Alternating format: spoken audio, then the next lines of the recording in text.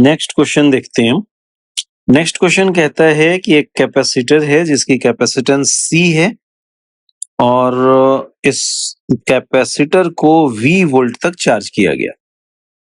अब कहता है कि अगर इसे एक आइडेंटिकल कैपेसिटर के साथ कनेक्ट कर दिया जाए, जिसकी आइडेंटिकल मतलब इसकी भी कैपेसिटेंस C होनी चाहिए, बट ये अनचार्ज्ड है।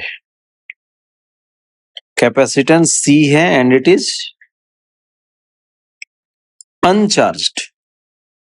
अब क्वेश्चन कहता है कि फाइनल एनर्जी दोनों कैपेसिटर की फाइंड आउट कीजिए। एक चार्ज्ड कैपेसिटर को आइडेंटिकल अनचार्ज्ड कैपेसिटर के साथ कनेक्ट कर दिया जाए और आपसे पूछा जाता है कि दोनों कैपेसिटर की फाइनल एनर्जी बताओ और एनर्जी लॉस भी बताओ कि कितनी एनर्जी की लॉस हुई होगी। तो देखिए, दोनों कैपेसिटर की फाइनल एनर्जी बतानी है हमें।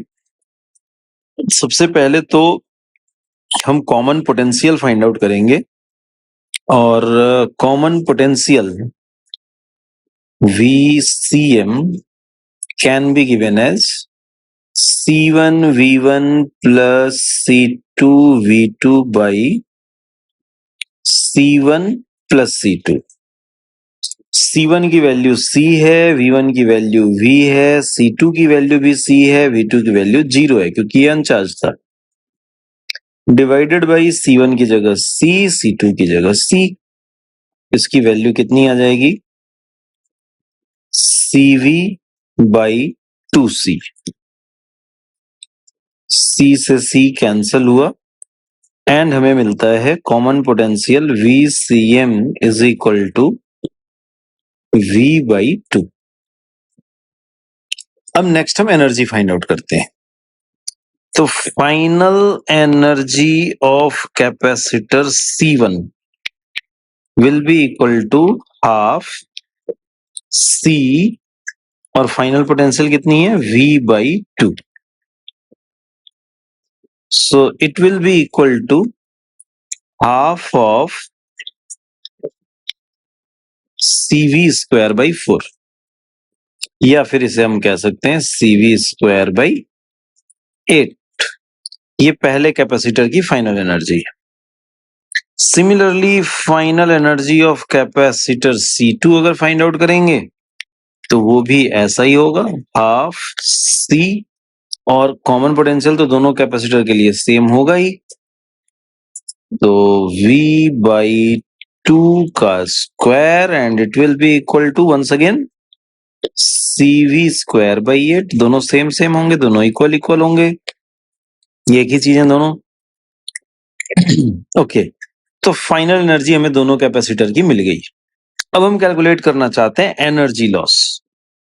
एनर्जी लॉस कैसे मिलेगा? Initial energy minus final energy. तो मैं लिख देता हूं U initial minus U final.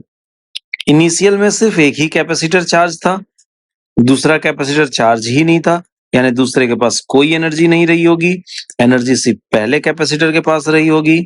So initial energy will be half C V square, पहला कैपेसिटर V तक चार्ज था, माइनस फाइनल एनर्जी।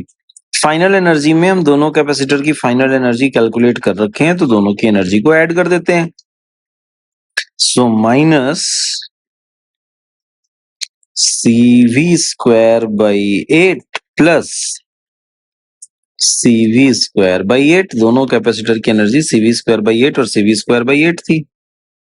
ठीक है, तो CV square by 8 plus CV square by 8 CV square by 4 होगा and it will be equal to half CV square minus 1 by 4 CV square, and half CV square minus 1 by 4 CV square will be equal to 1 by 4 CV square।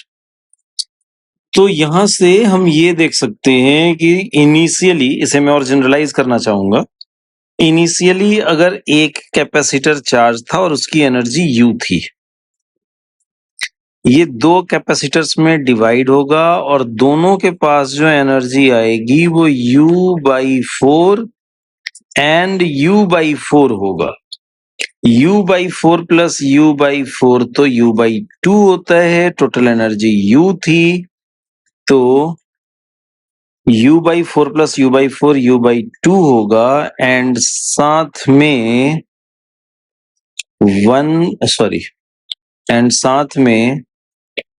U/2 ये energy होगी जो loss हो जाएगी।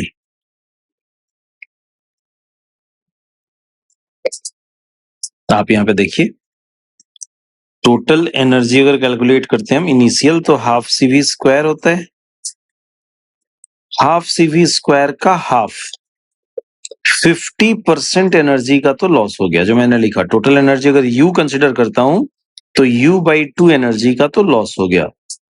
जो बची हुई U/2 है वो दोनों कैपेसिटर्स में इक्वल हाफ हाफ डिवाइड हुई, यानी U/4 और U/4। तो इस तरीके से ये बड़ा जनरल क्वेश्चन है, इसके रिजल्ट को आप ध्यान रख सकते हो क्योंकि ये बड़ा आसान सा है। एक कैपेसिटर है वो चार्ज्ड है और दूसरा आइडेंटिकल कैपेसिटर है जो अनचार्ज्ड है।